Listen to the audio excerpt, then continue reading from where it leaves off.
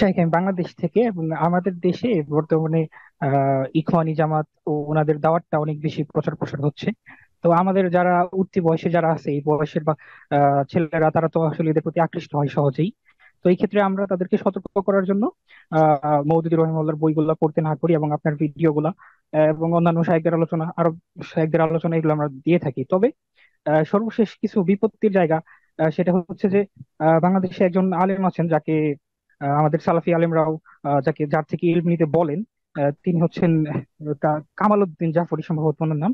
উনি বেশ কিছু জায়গায় ওনার বেশ ভূয়সী প্রশংসা করেছেন এবং বলেছেন যে আরব দেশে মওদুদী রহিমাহুল্লাহর অনেক কদর ছিল। তাছাড়া আহ মানে আমরা তো জানি যে ওই যে গায়েবানা জানাজা, সেটা হচ্ছে আমাদের আলেমদের মতে আহ ওইটা জায়েজ নেই। তবে সেটা নাকি মওদুদী রহিমাহুল্লাহ গায়েবানা জানাজা নাকি ইয়াতে নাজ্জাশীর বাদশার পরে নাকি একমাত্র তারটাই অনুষ্ঠিত হয়েছে হারামের ভিতরে।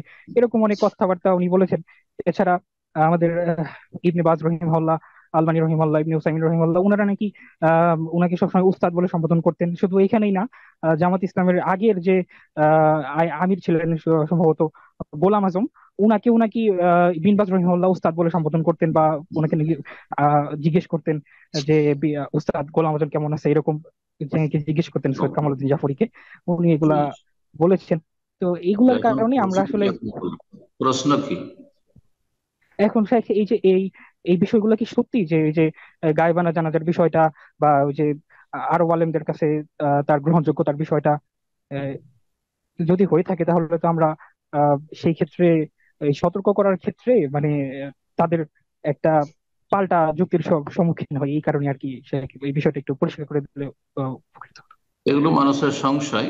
আর জাফরি একজন ইখওয়ানি, পাক্কা ইখওয়ানি, এবং সে এমন জায়গায় এমন সময় সুযোগ পেয়েছে যে সময় বাংলাদেশে আসলে জামাত ইসলামী যে তারা পাক্কা ইখওয়ানি এবং তারা জঙ্গিবাদের দিকে আহ্বানকারী, এই কথাটি সৌদি আরবের উপর স্পষ্ট ছিল না।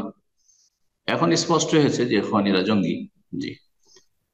এখন তারা সতর্ক হয়েছে, আলহামদুলিল্লাহ। আর তারপরে কোন ব্যক্তির জানাজা কোথাও হয়ে গেল, এটা তার সহি আকীদা মানহাজের প্রমাণ বহন করে না।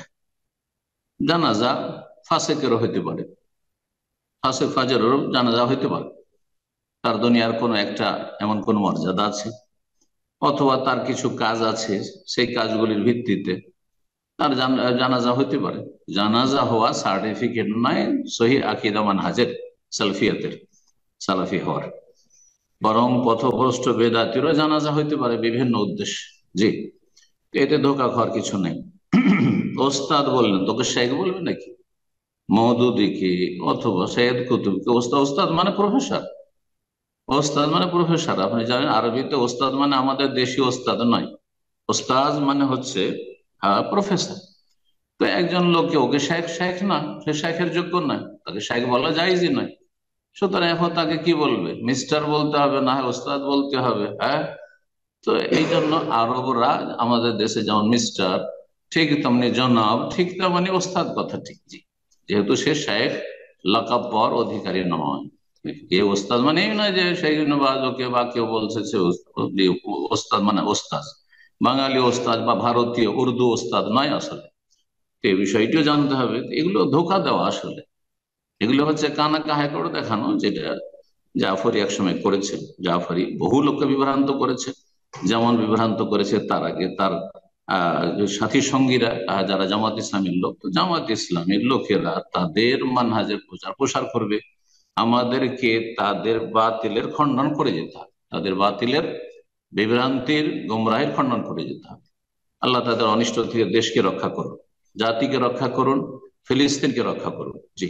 আল্লাহ হেফাজত করুন। জি।